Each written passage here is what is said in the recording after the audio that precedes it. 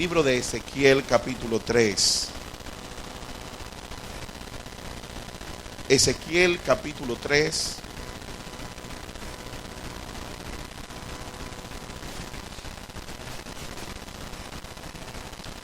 Y lo que vamos a predicar hoy tiene mucho que ver con lo que Manuelito Pagán o Manuel Oscar habló. Y cuando yo le escuchaba decía, el Espíritu Santo es uno solo. Y Él nos guía a toda la verdad. Ezequiel capítulo 3, verso 16 hasta el verso 19. Dice, y aconteció que al cabo de los 7 días vino a mí palabra de Jehová diciendo, Hijo de hombre, yo te he puesto por atalaya a la casa de Israel. Oirás pues tú la palabra de mi boca y los amonestará de mi parte. Cuando yo dijere al impío, de cierto morirás, y tú no le amonestas, o no le amonestares, ni le hablares para que el impío sea apercibido de su mal camino, a fin de que viva, el impío morirá por su maldad, pero su sangre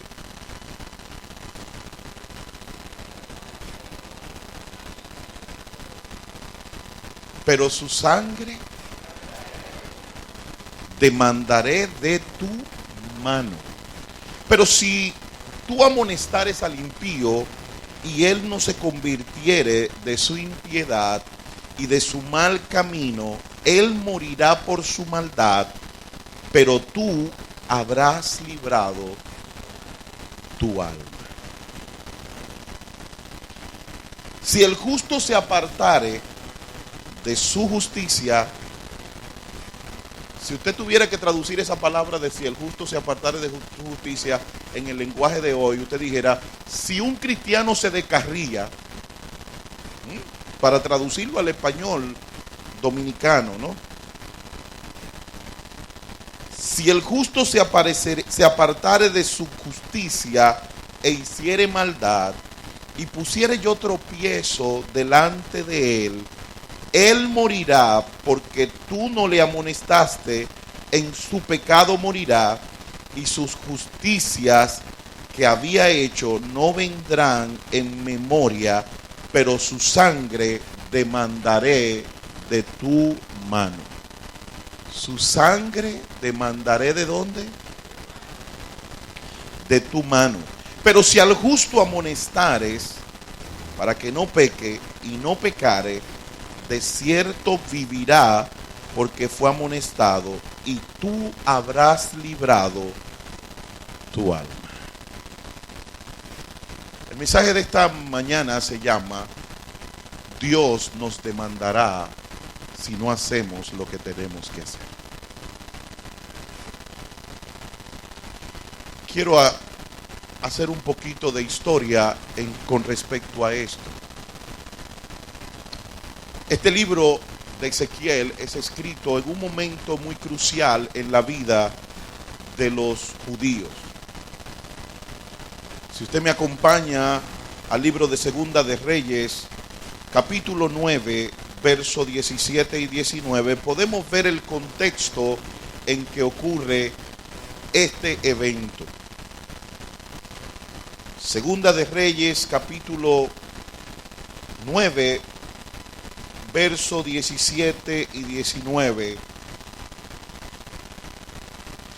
dice, bendito el nombre del Señor.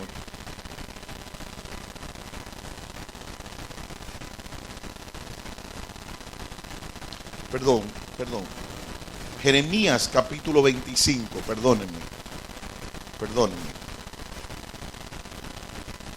Jeremías capítulo 25, verso número 3, dice, desde el año 13 de Josías, hijo de Amón, rey de Judá, hasta este día, que son 23 años, ha venido a mí palabra de Jehová y he hablado desde temprano y sin cesar, pero no oísteis. En el verso 8 dice: por tanto, en vista de que tú no escuchaste lo que te mandé a decir, por tanto, así ha dicho Jehová de los ejércitos, por cuanto no habéis oído mis palabras, he aquí, enviaré y tomaré a todas las tribus del norte, dice Jehová, y a Nabucodonosor, rey de Babilonia, mi siervo. Él era un impío y era un esclavo de Dios. Y lo traeré contra esta tierra y contra sus moradores y contra todas las naciones en derredor, y los destruiré y los pondré por escarnio y por burla y en desolación perpetua, y haré que desaparezca de entre ellos la voz de gozo y la voz de alegría, la voz de desposado y la voz de desposada, ruido de molino y luz de lámpara. Toda esta tierra será puesta en ruina y en espanto, y servirán estas naciones al rey Babilonia 70 años. Y cuando sean cumplidos los 70 años, castigaré al rey. ¿A quién va a castigar? Al rey de Babilonia. Pero miren cuándo se cumple esta profecía. Esta profecía termina cumpliéndose exactamente en el capítulo 22 del libro de Segunda de Reyes, capítulo 22. Bendito el nombre del Señor. Segunda de Reyes, capítulo 24, verso 10 al verso 16. Segunda de Reyes, capítulo 24, verso 10 al verso 16. Dice así: en aquel tiempo subieron contra Jerusalén los siervos de Nabucodonosor, rey de Babilonia, y la ciudad fue sitiada. Vino también Nabucodonosor, rey de Babilonia, contra la ciudad cuando sus siervos la tenían sitiada.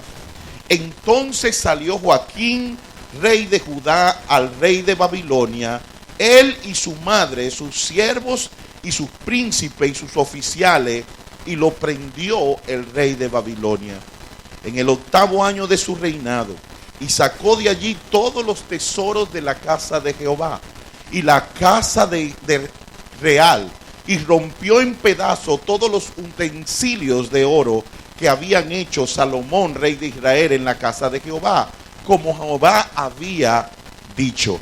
Y llevó en cautiverio a toda Jerusalén, a todos los príncipes y a todos los hombres valientes, hasta 10,000 cautivos, y a todos los artesanos y herreros. No quedó nadie, excepto, fíjense que a los pobres ni siquiera los que esclavizan lo quieren. Pero dice el Señor que bienaventurados los pobres en espíritu, porque de ellos es el reino de los cielos. Qué extraño, ¿eh? Si volvemos al libro de Ezequiel, en el capítulo 1,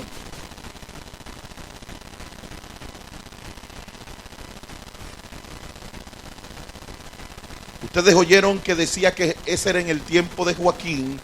Dice en el capítulo 1: aconteció en el año 30, en el mes cuarto, a los 5 días del mes, estando yo en medio de los cautivos junto al río Quebar, los cielos se abrieron y vi visiones. En el 5º año de la deportación del rey Joaquín. Joaquín fue el rey que fue a recibir al rey de Babilonia, y el rey de Babilonia lo prendió Nabucodonosor. Entonces es en este periodo que Dios le habla a Ezequiel. Pero ¿cuántos saben que aún Dios está cumpliendo nuestra promesa o su promesa en nosotros, y en vez de nosotros humillarnos delante de Dios, nos ponemos rebeldes? ¿Cuántos saben eso? Hay personas a las que Dios le advierte el mal y le dice: óigame, háganme caso, que esto le va a pasar. Si no me hacen caso, esto va a venir sobre su vida. Cuando viene sobre su vida, entonces se ponen rebeldes. Yo recuerdo que hay una hermana querida en la iglesia que estaba con una persona, que esa persona venía a la iglesia. Y un día yo fui a su negocio y le dije, si te apartas del Señor, el Señor te va a quitar todo lo que te ha dado. Dios lo había bendecido. Esa persona llegó aquí a la iglesia con una mano atrás y otra mano adelante. Y resulta que de repente Dios lo llevó a trabajar en un lugar, y de ese lugar Dios le permitió poner su propio negocio. Dios lo bendijo, compró un carro. Pero ahí, cuando compró las cosas que Dios le había dado, comenzó a apartarse del camino. ¿Cuántos saben que hay gente que la bendición le hace daño?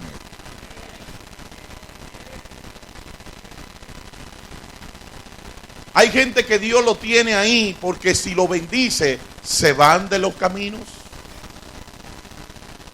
Y este muchacho comenzó a engrandecerse y a engrandecerse. Después de comprar el carrito, compró una jipeta.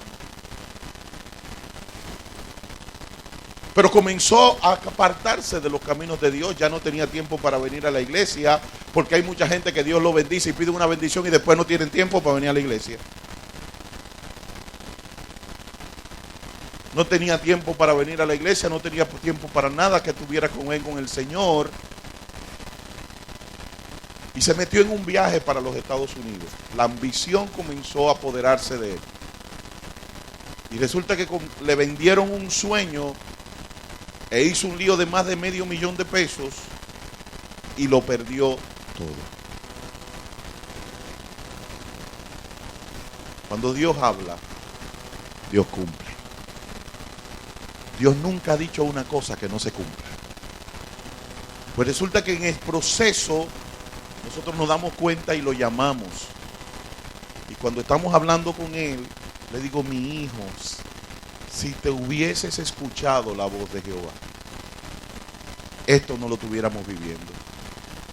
En vez de él decir, sí, es verdad, pastor, qué pena, es lo que dijo, a mí qué me importa.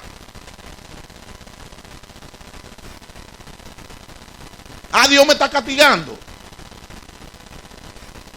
Dios tuvo 23 años hablándole al pueblo de Israel, queriéndole evitar el mal. ¿Cuántos saben que Dios no quiere mal para nosotros? Pero que nosotros muchas veces buscamos el mal por no oír la voz de Dios. Y este pueblo, Dios tuvo 23 años hablándole y diciéndole, óiganme, no sigan en los caminos, no sigan en los caminos. Conviértanse a Cristo. Y no hacían caso.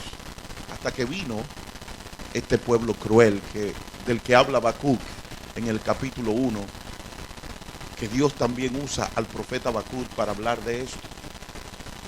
Era un tiempo de mucha crueldad. Era un tiempo de mucha injusticia social. Era un tiempo de muchas dificultades. Y yo, cuando estaba preparando esto, me preguntaba, ¿no será que lo que estamos viviendo hoy es fruto también de una actitud cristiana apática? De no escuchar la voz de Dios. Y por eso estamos viendo tanta injusticia en el mundo. Porque eso era lo que pasaba en aquella época en el pueblo de Israel. Si usted va al libro de Habacuc, mire lo que dice Habacuc en el capítulo 1 del libro de Habacuc. Habacuc está después de Génesis y antes de Apocalipsis. ¿Lo encontró? ¿Pudo encontrarlo? Gloria a Dios. Mire lo que dice ahí. Dice el profeta que vio, la profecía que vio el profeta Habacuc: ¿hasta cuándo, Jehová, clamaré y no oirás? Y dará voces a ti, daré voces a ti a causa de la violencia y no salvará. Porque me haces ver iniquidad y haces que vea molestia, destrucción y violencia están delante de mí, y pleito y contienda se levantan, por lo cual la ley es debilitada y el juicio no sale según la verdad. Esto no es lo que estamos viendo. Un país con un desfalco de 20,000 millones de pesos, y cuando acusan a alguien, comienza una contraacusación contra el que está acusando. Eso no es esto. Y la justicia está comprada porque ellos se ocuparon de poner su gente en las posiciones para que cuando llegara el momento, si alguien lo quería fuñir, tener el control de la justicia. Eso es lo que estamos viendo, hermanos.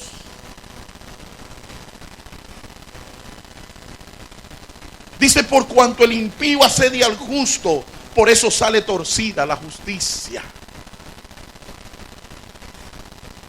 Pero esto vino a causa del pecado del hombre y de que el pueblo de Israel no le hizo caso a Dios.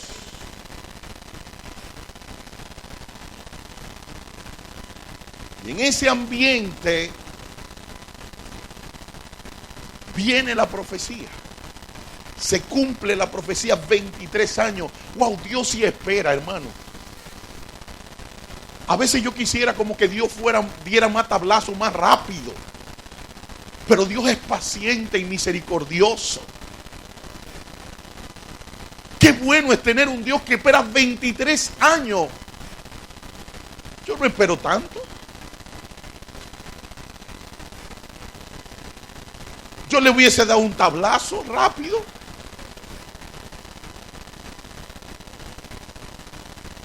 Pero Dios esperó 23 años diciéndole, arrepiéntanse mis hijos, yo no quiero traer el mal sobre ustedes. Ahí ven, y le mandaba profeta y profeta y no hacían caso. Pero cuando Dios manda el castigo, miren cómo se comporta este pueblo. En el capítulo 1 del Ezequiel, capítulo 2, verso 7, mire lo que dice.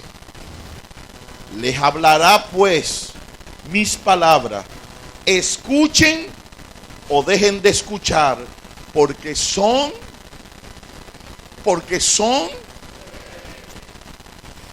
a pesar de que ellos vieron la mano de Dios, a pesar de que vieron el cumplimiento de la promesa de Dios y del juicio de Dios sobre su vida, en vez de traer arrepentimiento a su corazón, lo que trajo fue rebeldía. Este joven se le fue advertido, mira, si sigues en tus caminos, Dios te va a quitar todo lo que tiene. Y en vez de decir, Señor, perdóname, déjame volver a tus pies, porque tú eres un Dios misericordioso que aplaca tu ira contra los que que favorece tu ira o aplaca tu ira a aquellos que se arrepienten. No. Él dijo, ¿y a mí qué me importa? Si eso es lo que quiere Dios, yo lo recibo. Pero así hizo el pueblo de Israel. Esto vino porque nosotros no oímos. Pues ahora es que vamos a oír menos. Y se pusieron más rebeldes. Se pusieron más necios. Y el Señor le dice al profeta, y yo me maravillo de Dios. El Señor le dice al profeta bajo ese contexto de rebeldía, de injusticia, de esclavitud, donde este pueblo está siendo esclavizado por un pueblo cruel, como dice Habacuc. Y el Señor le dice, ve, háblale a esta gente. ¿Cuántos saben que Dios, aunque nosotros lo rechacemos, aunque nosotros no lo busquemos, siempre va a mandar a alguien que nos hable? Pero él dice, y vine a los cautivos en Tel Aviv que moraban junto al río Quebar, y me senté donde ellos estaban, y allí permanecí 7 días atónitos entre ellos. Mire, hermanos, lo que está pasando en el pueblo de Dios tiene que ponernos a nosotros atónitos. Es vergonzoso tener que decirlo, pero ¿cuántos pastores haciendo vagabundería de los púlpitos? ¿Cuántos creyentes que salen de esta iglesia y se van a fornicar para la calle? ¿Cuánta gente haciendo del nombre de Jesucristo una vergüenza?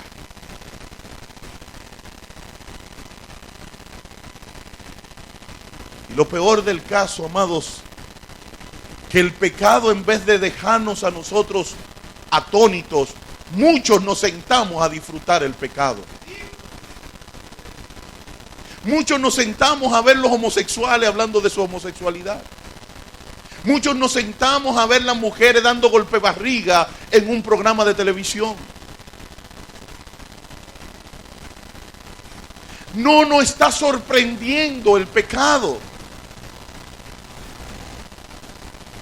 No nos está provocando ira el pecado. Este hombre Ezequiel se quedó atónito por 7 días cuando vio el pueblo rebelde envuelto en pecado. Y aconteció, dice la palabra, que al cabo de los 7 días vino a mí palabra de Jehová diciendo: Hijo de hombre, yo te he puesto por atalaya.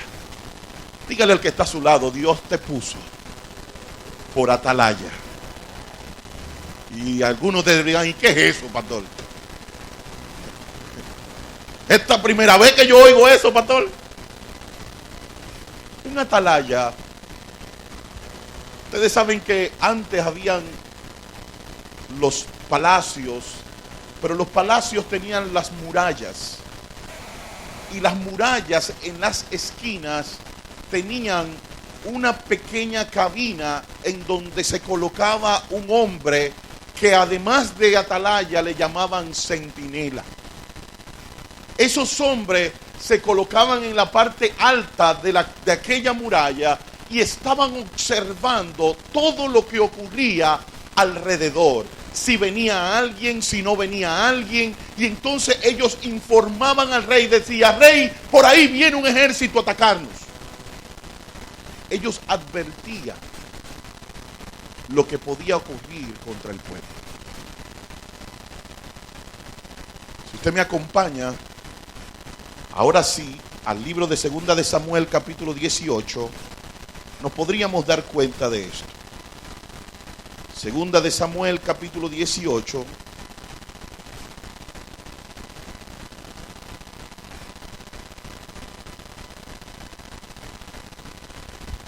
Verso 24 y verso 27 dice: Y David estaba sentado en las 2 puertas, y el atalaya había ido al terrado sobre la puerta en el muro, y alzando sus ojos miró y vio a uno que corría solo.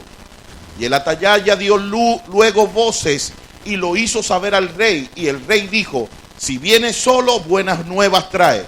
En tanto que él venía acercándose, vio el atalaya a otro que corría, y dio voces el atalaya al portero, diciendo: he aquí otro hombre que corre solo. Y el rey dijo: este también es mensajero. Y el atalaya volvió a decir: me parece el correr del primero como el correr de Ahimaas, hijo de Sadoc.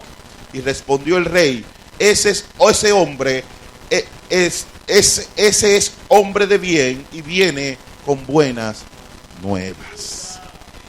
El atalaya prevenía las dificultades que podían pasarle al pueblo. El atalaya era el que declaraba los mensajes del rey. Cuando el rey quería dar un mensaje, entonces el atalaya se ponía enfrente y decía: el rey está diciendo que tenemos que salir a predicar. Y el pueblo todo se iba detrás. El rey dice que tenemos que ir a la batalla. Y todo el mundo iba a la batalla. ¿Sabes por qué? Porque los súbditos nunca desobedecen una orden del rey.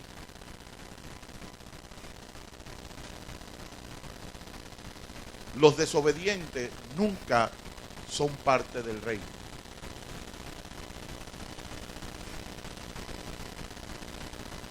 El Señor había determinado que Ezequiel sería un atalaya. Sería una persona que iba a prevenir el mal. Iba a ser una persona que iba a declarar los mensajes del rey. Era una persona que iba a observar, a guardar, a vigilar y a ser la persona que estuviera visualizando. ¿Y qué significa esto? Es verdad que tenemos un programa de evangelismo. Es verdad que nosotros tenemos que salir a predicar, pero si solamente nos concentramos en el programa de evangelismo, no somos atalaya. El atalaya es una persona que está chequeando lo que se está moviendo para él saber advertir a los demás de lo que puede pasar. Jesús lo dijo de esta forma: sed sencillos como paloma y astuto como serpientes. Y estaba hablando de cuando los discípulos iban a salir a ser atalayas, a ser las personas que iban a ser centinelas.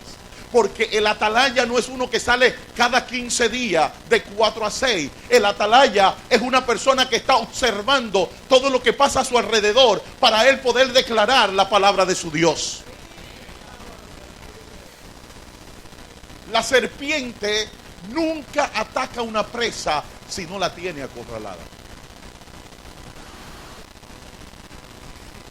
Y la paloma siempre lleva el mensaje donde el dueño la envía. Ustedes recuerdan que cuando Noé estaba en la barca, él tomó ¿qué? ¿Qué fue lo que tomó? Dígale al que está a su lado: yo tengo que ser como la paloma, que llevan el mensaje, ven y observan y vuelven a su rey.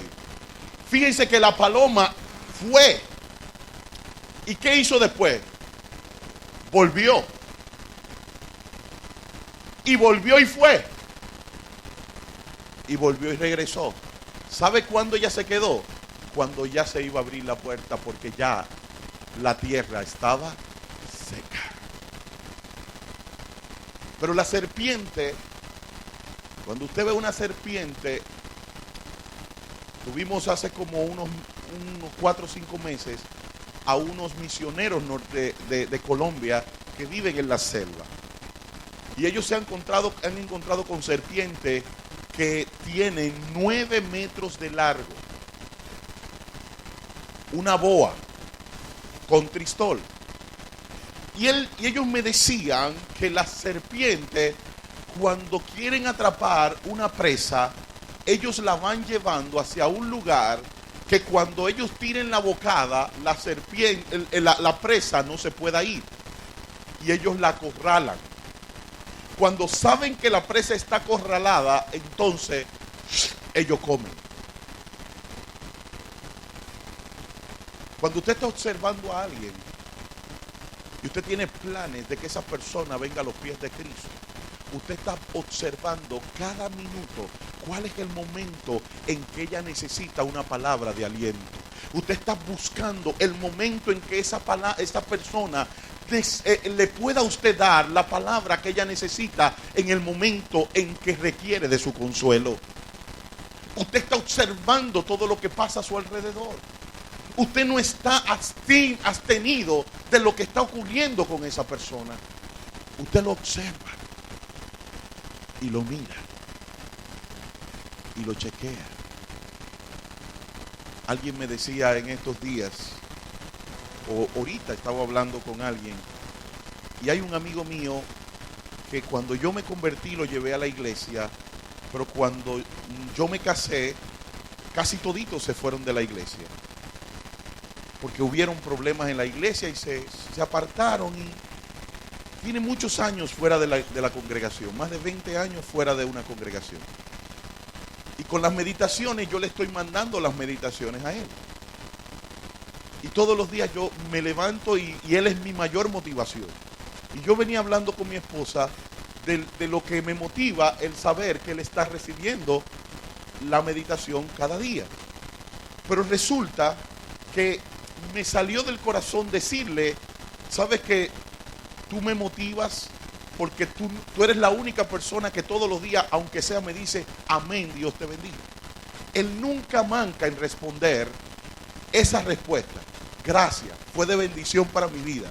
Y yo decía: tú eres mi motivación, porque a veces no me quiero levantar, pero sabiendo que necesito que tú comiences el día con una palabra, me levanto y hago la meditación.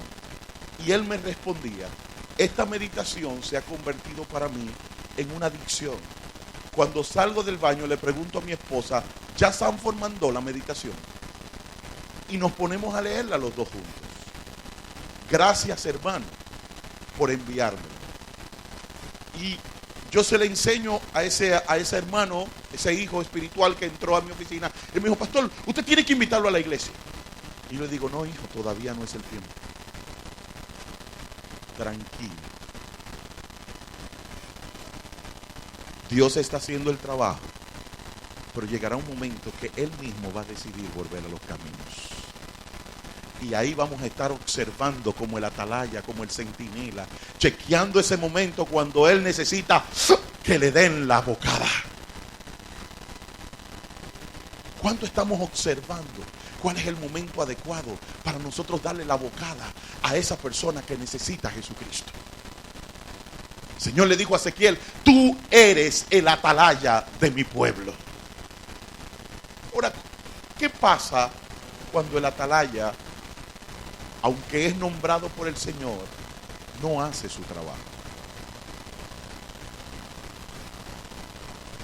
Él dice, mire lo que dice aquí. Hijo de hombre, yo te he puesto por atalaya a la casa de Israel. Oirá pues tú la palabra de mi boca y los amonestarás de mi parte. La palabra amonestar significa hacer que la luz brille en los ojos de los hombres. Hacer que la luz brille en los ojos de los hombres. Todos conocemos que la Biblia dice en 2 de Corintios capítulo 4, verso 4, dice, el Dios de este siglo cegó el entendimiento de los incrédulos para que no les resplandezca la luz del evangelio. Lo que no resplandece en el incrédulo es que Jesucristo murió en la cruz, que al tercer día resucitó y que apareció a muchos. Eso el hombre no lo entiende.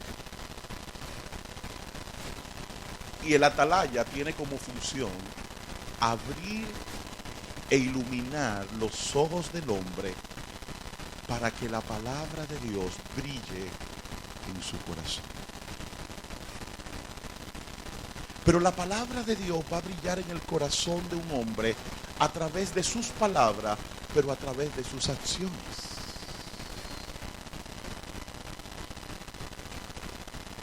Fui a la casa de una persona a predicarle la palabra y me dijo, a la verdad que ustedes son diferentes, porque aquí vino uno a hablarme de Dios y después me enteré yo que era un charlatán. ¿Sabe que hay atalayas que pierden la autoridad por su estilo de vida?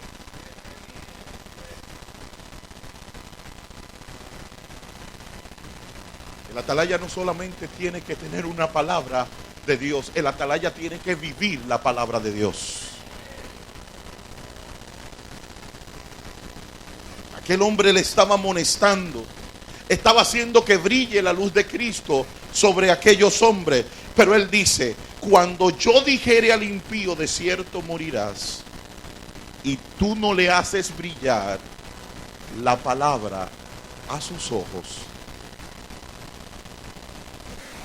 para que el impío sea percibido. La palabra percibido es la misma palabra amonestado. Son la misma palabra, no tienen diferencia en el idioma original esa palabra y la otra. La usaron diferente por un asunto de gramática y para que no haya una cacofonía en las dos palabras usadas una después de la otra. Pero si nos podemos mirar el idioma original, esa palabra es la misma palabra que amonestar. Entonces lo que está diciendo el Señor, si yo abriera una palabra de muerte sobre ellos y tú no le hagas brillar la palabra de Dios en sus ojos, ni le hablares para que el impío sea amonestado de su mal camino, a fin de que viva, el impío morirá por su maldad, pero su sangre demandaré. ¿De quién la voy a demandar? Pero su sangre demandaré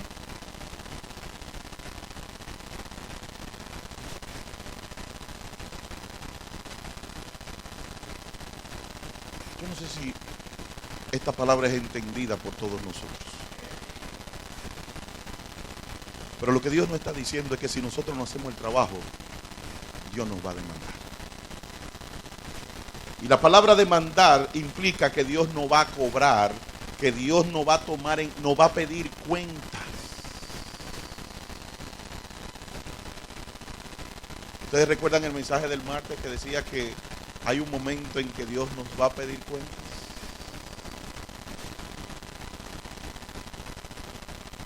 ¿Qué va a pasar cuando Dios no pida cuentas?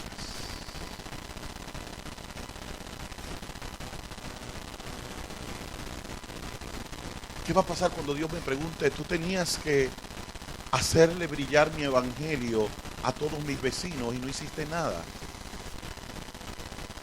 Y ellos murieron en sus pecados. A ti Dios te va a demandar. Fíjense que el texto no dice que ellos se van a perder por ti. ¿Cómo dice el texto? Ellos se perderán, ¿por qué? Por su maldad. No es que tú eres el culpable de que él se pierda. Ellos se van a perder porque ellos son pecadores. Pero Dios nos va a pedir cuenta por su alma.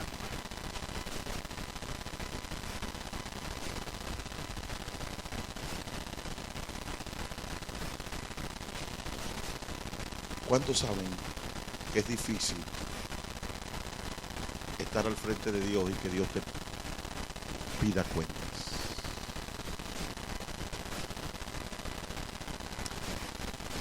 Cuando hablábamos de la parábola de los talentos,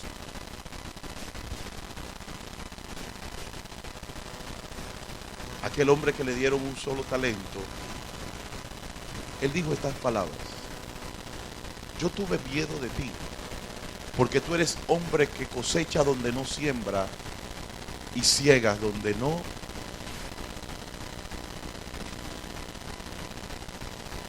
Yo no sé si tú puedes entender esa palabra, pero lo que está diciendo el Señor es que al Señor no le importa lo que tú piensas. Cuando Él te demanda, Él te va a demandar no conforme a lo que tú crees, sino conforme a lo que Él le dio la gana.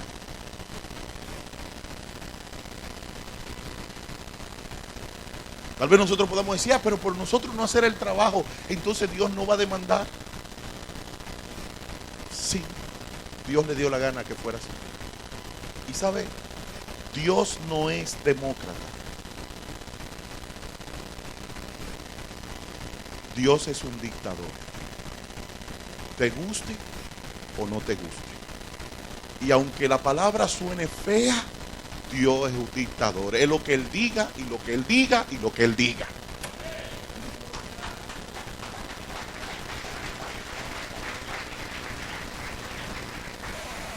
Dios no es un democrático. Vamos a ver lo que el pueblo quiere. No. Dios dijo, yo voy a demandar de ti la vida de aquellos que puse delante de ti y tú no le predicaste. Y muchos dirán, pero pastor, eso es del Antiguo Testamento.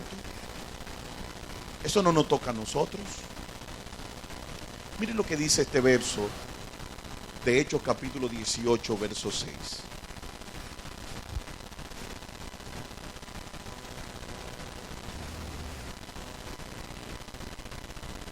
Estando Pablo predicando en Atenas, salió de Atenas y fue a Corinto. Y allí se puso a discutir la palabra con un grupo de personas en las sinagogas. Y todos los días de reposo persuadía a judíos y a griegos sobre la palabra.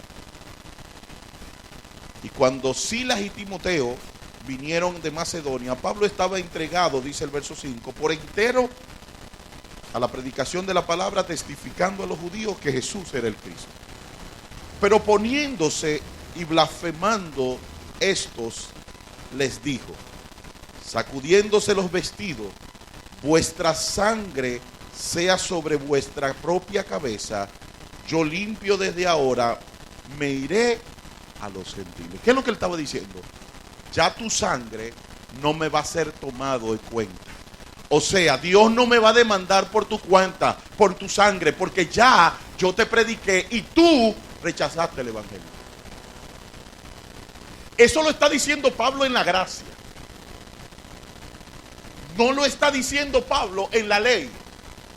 Pablo está diciendo, yo le prediqué, ya su sangre no corre por mi cuenta.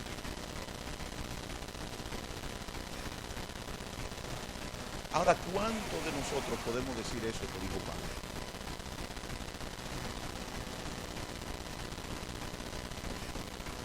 ¿Cuántos de nosotros estamos siendo atalayas en los lugares donde Dios nos ha puesto? ¿Cuántos de nosotros estamos llevando la luz del evangelio a aquellos que están en oscuridad?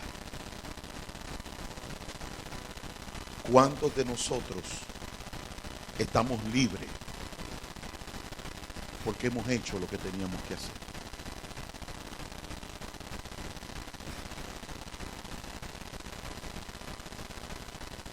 Yo quiero que tú cierres tus ojos ahí donde estás.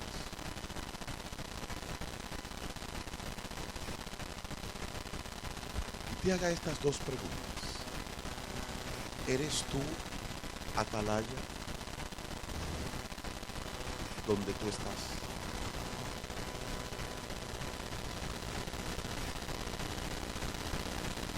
Si los impíos que están a tu alrededor se murieran, ¿Dios demandará su sangre de tu mano?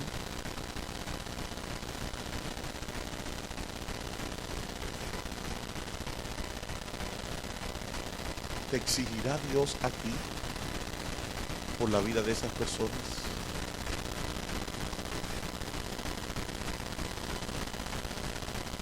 ¿A quién le demandará Dios a la hora de que los que están alrededor tuyo mueran sin Jesús?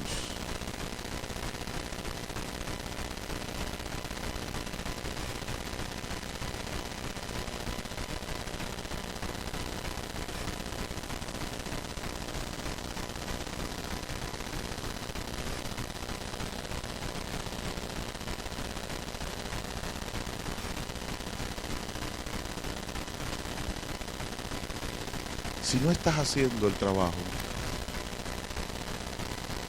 si no eres el atalaya que Dios quiere que tú seas,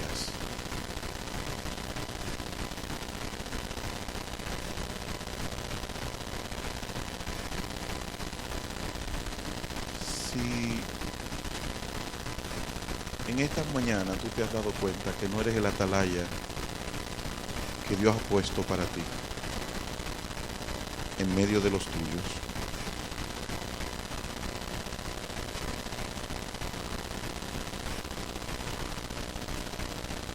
¿vas a asumir tú el papel del pueblo de Israel?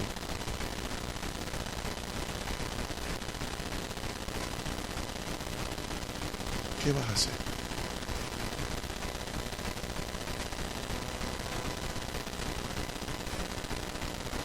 ¿Qué tú vas a hacer?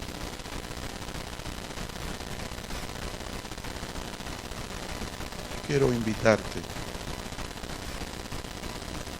a que si en esta mañana tú te estás dando cuenta de que no estás haciendo la labor de atalaya,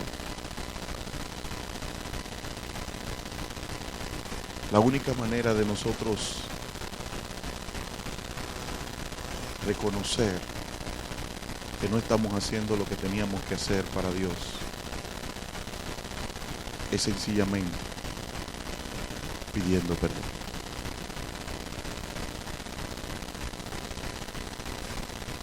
Lo otro es lo que dice en el verso 2, capítulo 8, mas tú, hijo de hombre, oye lo que yo te hablo, no seas rebelde como la casa rebelde, abre tu boca y come lo que yo te doy. Y mire, y he aquí una mano extendida hacia mí, y en ella había un rollo de libro. Y de eso vamos a hablar el próximo martes. ¿Cómo se prepara un atalaya? Pero hoy, ¿estás tú siendo el atalaya para aquellos que están a tu alrededor que no obedecen la palabra de Dios?